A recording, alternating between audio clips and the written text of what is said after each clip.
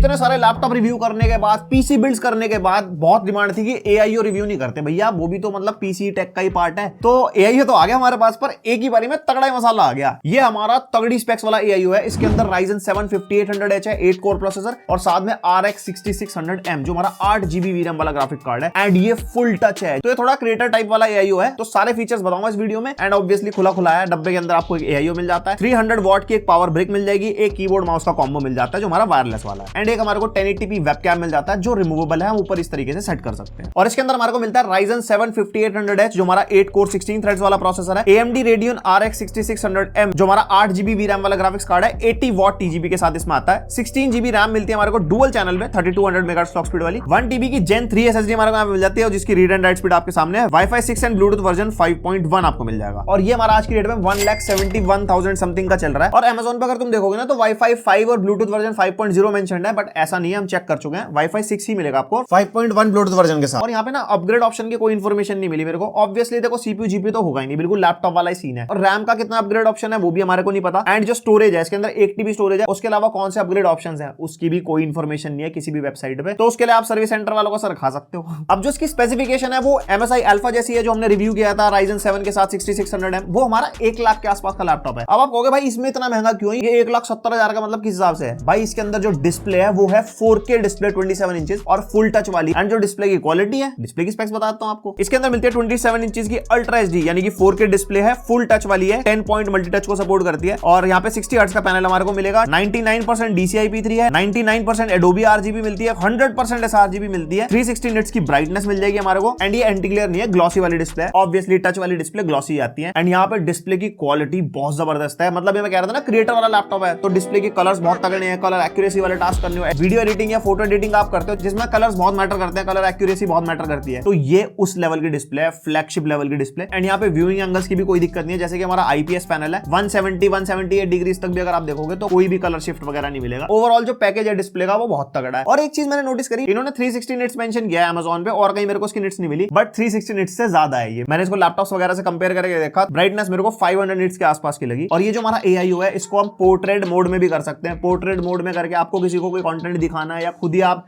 Instagram चला रहे हो अगर बड़ी स्क्रीन पे, तो वहां पे किसी किसी जगह इसकी टच काम आएगी। अब ये है तो 27 इंचेस की डिस्प्ले, तो जो टच वाला सीन है थोड़ा इररिलेवेंट सही है, क्योंकि इतनी बड़ी स्क्रीन पे आप यूज करते हुए कैसे लोगे? एक तो पहले पूरा पास खसीटना पड़ेगा इसको बिल्कुल अपने एकदम छाती के पास, तब जाके तुम इस पे कुछ कर पाएंगे। और मैं कहूंगा बहुत ही कम ऐसे सिनेरियोज होंगे लाइफ में जहां पे इसकी आप टच काम में आएगी। नॉर्मल आप यूट्यूब वगैरह स्क्रॉल कर रहे हो, वेबसाइट स्क्रॉल कर रहे हो, या आपको ऑन स्क्रीन आपको कोई ऐसा ऑप्शन है जो आपके लेफ्ट एंड राइट्स में पड़ता है, ऑन स्क्रीन आप अगर टैप वगैरह करना हो तो ठीक है। बट अगर यहाँ पे क्रिएटर के हिसाब से देखेंगे ना, तो कोई स्टाइलस का सपोर्ट ना तो उन्होंने बताया है, ना कोई अलग से स्टाइलस मैंने चेक करी इसके लिए मिलती है। तो जैसे जो बेसिक वाली स्टाइलस आती है ना, जो हमारे नॉर्मल पेन वेन के पीछे वो रबर की ग्रिप बनी होते हैं, उस टाइप की स्टाइलस आप इस पे चला सकते हो, बट फिर वही बात है, एक्यूरेसी उतनी नहीं मिलती उसके अंदर। अब रियल लाइफ में इसकी टच डिस्प्ले मेरे कैसे काम आई, मैंने जब लास्ट टाइम स्ट्रीम करी थी अपने गेमिंग चैनल पे, तो सब्सक्राइब कर लेना इसने नहीं करा हुआ, वहां पे मेरे ने लेफ्ट साइड में रखा हुआ था पोर्ट्रेट मोड पे, तो चैट्स वगैरह पढ़ने में कोई दिक्कत नहीं हुई, और चलती चैट को अगर स्क्रॉल वगैरह करना हो तो उसके अंदर ये काफी काम आ गया था। तो मतलब ये जो टच वाला सीन है ना, ये बहुत ही सब्जेक्टिव है, तुम्हारी लाइफ में कैसे काम आएगा, तुम कैसे इसको यूज करने वाले हो, मतलब ओवरऑल कहने का मतलब यही है। समझ गए ना? नहीं समझे?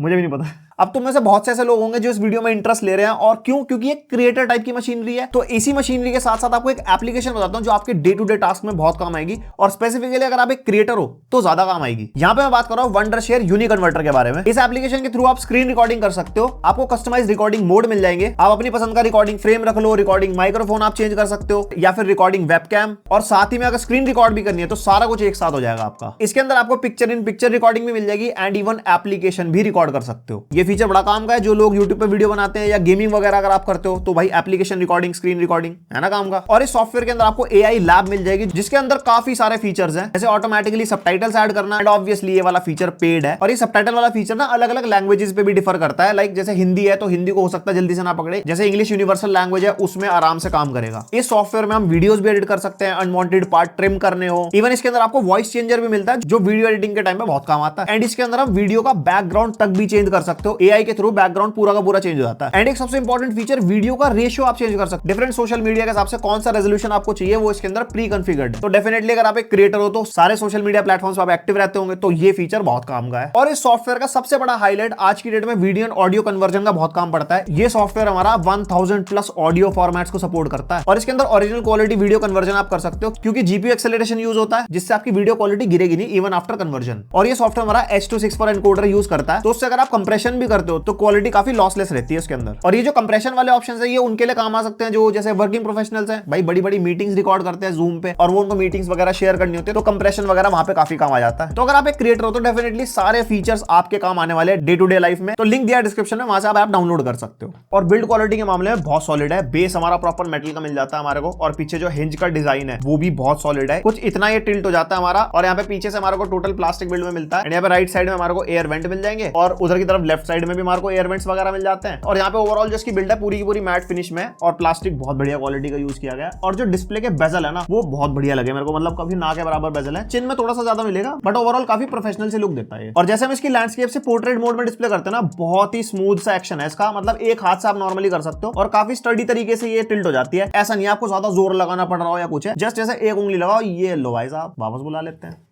Very nice. और ये जो मूवमेंट है सिर्फ इस तरफ हो सकती है, दूसरी तरफ से नहीं है, मतलब समझ है बढ़िया चीज है। Then coming on to the ports and buttons, यहाँ पे लेफ्ट साइड में हमारे को एक पावर बटन मिल जाता है और डिस्प्ले के OSD के बटन मिल जाते हैं। तो कुछ ऐसे OSD के कंट्रोल्स वगैरह हैं, डिस्प्ले कलर्स वगैरह सही करने अपने हिसाब से, वो सब हम यहाँ ऑन द गो कर सकते हैं। एंड यहाँ पे राइट साइड में हमारे को हेडफोन माइक जैक का कॉम्बो मिल जाएगा, एक USB 3.2 Gen 1 type A port मिल जाता है और एक USB-C 3.2 Gen 2 पोर्ट मिल जाता है जो हमारा डिस्प्ले पोर्ट 1.4 को भी सपोर्ट करता है। और ये जो टाइप सी पोर्ट है इनपुट वाला है, लाइक हमारे को कोई भी एक्सटर्नल डिवाइस को इस पे चलाना हो, फॉर एग्जाम्पल लैपटॉप कनेक्ट करना है, लैपटॉप को आपको इस पे चला के देखना है बड़ी स्क्रीन में। और 4K 60 हर्ट्ज को ऑब्वियसली सपोर्ट करेगा क्योंकि 4K 60 वाली डिस्प्ले। और यहाँ पे पीछे की तरफ भी पोर्ट्स मिल जाते हैं, एक पावर इनपुट का पोर्ट मिल जाएगा, दो USB 3.2 Gen 2 टाइप A वाले पोर्ट मिल जाएंगे, एक RJ45 LAN पोर्ट मिल जाएगा और दो USB 2.0 वाले पोर्ट मिल जाएंगे टाइप A वाले, और एक HDMI 2.0 का भी पोर्ट मिलता है जो हमारा HDMI आउट वाला है। फॉर एग्जांपल ये हमारी 60 हर्ट्ज वाली डिस्प्ले है, आपको गेमिंग करनी है, आपको एक्सटर्नल मॉनिटर चाहिए या आपको टीवी से कनेक्ट करना है तो इस HDMI के थ्रू आप वो भी कर सकते हो। तो यानी कि 1440p 120 हर्ट्ज तक और 4K 60 हर्ट्ज सपोर्ट करेगा, लाइक जब डिस्प्ले फेंक नहीं हो बाहर की तरफ।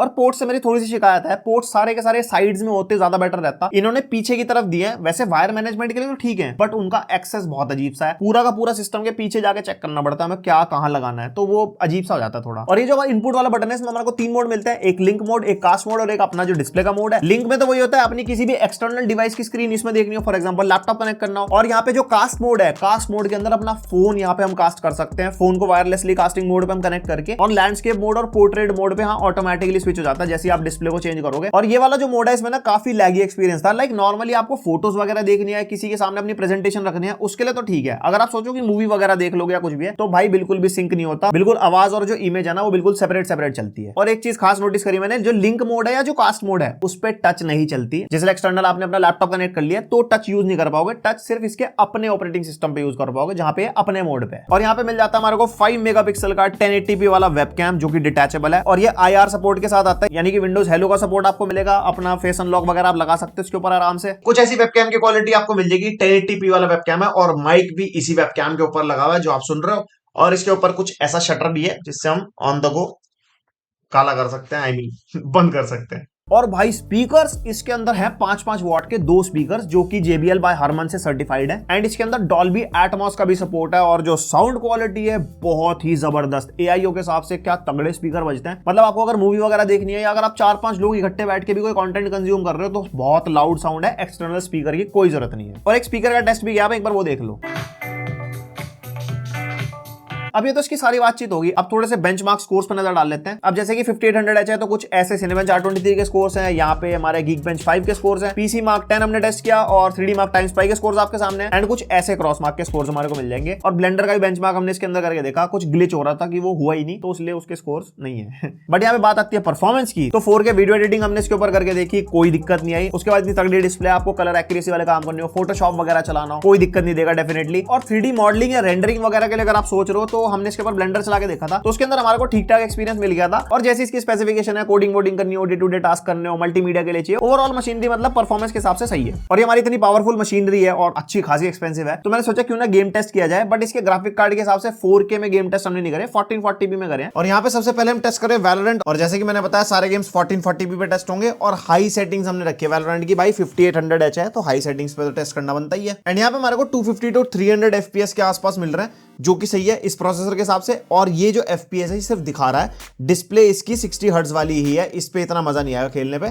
अगर आप एक्सटर्नली दूसरा मॉनिटर कभी इन फ्यूचर लेते हो गेमिंग के लिए स्पेसिफिकली, ये AIO खरीदने के बाद, और बाकी सारे स्टैट्स आप देख ही सकते हो। CPU टेम्परेचर हमारे 78 डिग्रीज के आसपास है, बट जो हमारा रूम टेम्परेचर भी था ना वो 22-23 डिग्रीज के आसपास था, तो उसके हिसाब से थर्मल्स भी इस मशीनरी के सही है। उसके बाद Forza Horizon 5, और यहाँ पे सेटिंग्स रखी है हमने अल्ट्रा पे, क्योंकि भाई 8GB VRAM वाला GPU है, तो पूरा यूसेज करेंगे हम इसका। और यहाँ पे हमारे को 70 FPS के आसपास मिल रहे हैं, और बाकी सारे स्टैट्स आपके सामने आप खुद देख सकते हो। एंड एक चीज मैं बता दूं, इसकी जो परफॉर्मेंस है वो 3060 के आसपास की है। जो लैपटॉप वाला 3060 होता है ना, उसके आसपास की परफॉर्मेंस निकाल के देता है RX 6600M। उसके बाद अनचार्टेड लॉस्ट लेगेसी FSR को रखा है हमने बैलेंस्ड पे, 1440p पे टेस्ट हो रहा है। और जो ग्राफिक्स का प्रीसेट हमने रखा है वो रखा है अल्ट्रा पे। और यहाँ पे हमारे को 60 to 70 FPS के आसपास मिल रहे हैं, और काफी अच्छा खासा क्राउडेड एरिया है, जो शुरू का सीन होता है ना इस गेम का, उसके हिसाब से हम FPS को जज कर सकते हैं। और बाकी इस गेम में हमारे CPU के टेम्परेचर कुछ ज्यादा ऊपर की तरफ चले गए थे, 90+ के आसपास। उसके बाद हमने टेस्ट किया स्पाइडरमैन, FSR 2.0 को रखा था बैलेंस्ड पे, और ग्राफिक्स का प्रीसेट रखा था हमने वेरी हाई पे। और यहाँ पे भाई अच्छी खासी परफॉर्मेंस निकाल के देगा, 70 to 80 FPS हमारे को आराम से मिल रहा है। और यहाँ पे गेमिंग में एक बेनिफिट और भी तो है हमारा 16GB रैम का, और इसके अंदर यहाँ पे देख सकते हो सेम वॉटेज ड्रॉ कर रहा है जितनी हमारी अनचार्टेड में ड्रॉ कर रहा था, बट उसके अंदर CPU टेम्परेचर ज्यादा थे, इसके अंदर कम है। हो सकता है कोई ग्लिच भी हो, और वैसे भी इन डिवाइसेस के थर्मल लैपटॉप्स की तरह ही होते हैं। उसके बाद हमने टेस्ट किया फार क्राई 6, क्वालिटी रखी अल्ट्रा पे, और FSR को हमने रखा है बैलेंस्ड पे। एंड यहाँ पे भाई अच्छे खासे FPS निकाल के दे रहा है भाई अल्ट्रा सेटिंग्स पे। और बाकी सारे स्टैट्स आपके सामने, बार बार क्या ही बोलना है। CPU टेम्परेचर इस गेम के अंदर कम है, जबकि वॉटेज सेम ड्रॉ कर रहा है, और GPU की मेमोरी 6GB के आसपास यूज हो रही है। यानी कि आज की डेट में अगर आपको गेमिंग करनी है ना, तो 6GB VRAM वाला GPU कम से कम चाहिए अगर आपको अच्छे लेवल की गेमिंग करनी है तो। उसके बाद GTA 5, और ये गलती से हमारे से ना 1080p पे टेस्ट हो गया था, रेजोल्यूशन 1080p रह गया था, वेरी हाई का प्रीसेट हमने यहाँ पे यूज किया है। और 1080p हमारे को 100-120 FPS के आसपास मिल रहा है। यहीं पे अगर 1440p होता तो बिलो 100 यानी कि आपको 80-90 FPS के आसपास मिलता है। वही मैंने आपको बताया 3060 वाली परफॉर्मेंस है, किसी किसी गेम में 3060 से कम भी दे रहा है, और किसी किसी गेम में सेम दे रहा है, उससे ऊपर नहीं जा रहा। तो भाई ये था इसका पूरा रिव्यू। परफॉर्मेंस के मामले में डेफिनेटली कोई दिक्कत नहीं है इसके अंदर। अब थोड़ी सी कंक्लूजन वाली बात कर लेते हैं। 1,71,000 के आसपास ये है, और इसी स्पेसिफिकेशन का अगर आप एक लैपटॉप लेते हो, क्योंकि लैपटॉप वाला CPU GPU है, तो 1 लाख के आसपास आपको मिल जाता है। तो बड़ा क्रूशियल क्वेश्चन है, ये है किन लोगों के लिए? ये सिर्फ उन्हीं लोगों के लिए जिनको टच वाली डिस्प्ले चाहिए, उनका काम कुछ इस तरीके का है, उनको अच्छा कलर एक्यूरेसी वाला पैनल चाहिए, और कोई ऐसा एक मेस नहीं चाहिए टेबल के ऊपर, बहुत ही सोफिस्टिकेटेड काइंड ऑफ मशीनरी चाहिए, तो उनके लिए ये है। और अगर आपको मैं एक ऑल्टरनेटिव दूं, तो सेम स्पेसिफिकेशन का अगर आप लैपटॉप लेते हो तो 1 लाख के आसपास लैपटॉप आ जाएगा। और अगर आपको टच की नीड नहीं है तो आप एक 4K वाली डिस्प्ले ले सकते हो, और ऐसी स्पेसिफिकेशन की डिस्प्ले 4K वाली 30 से 40 हजार के आसपास आएगी। तो यहाँ पे जो एक्स्ट्रा 20-30 हजार आप दे रहे हो, वो एक अच्छे स्पीकर्स के, एक बढ़िया वेबकैम के, और एक फुल टच पैनल आपको मिल रहा है, और ऊपर से क्लटर फ्री और एक प्रोफेशनल डिजाइन में भी R&D लगती है। तो देखा जाए प्राइस के अकॉर्डिंग महंगा नहीं है तो बिल्कुल वैल्यू फॉर मनी, बट इसका जो यूजर बेस है वो बहुत डिफरेंट है। तो बस यही था इसका पूरा रिव्यू। अगर आपको बाय करने का मन है या इसके बारे में कुछ और चेकआउट करना है, तो लिंक दे दिया डिस्क्रिप्शन में, वहां चेकआउट कर लेना। एंड अगर आपको हमारी वीडियो में दिखाया हुआ कोई भी प्रोडक्ट बाय करना हो तो व्यू प्रोडक्ट्स वाले टैब के थ्रू आप बाय कर सकते हो। एंड अगर पसंद आई वीडियो तो लाइक मार सकते हो, और कुछ इन्फॉर्मेशन रह गई हो तो कमेंट सेक्शन में आप पूछ सकते हो, मैं कोशिश करूंगा रिप्लाई करने की। And like share and subscribe आप कर दो। मिलते हैं नेक्स्ट वीडियो, तब तक के लिए बाय।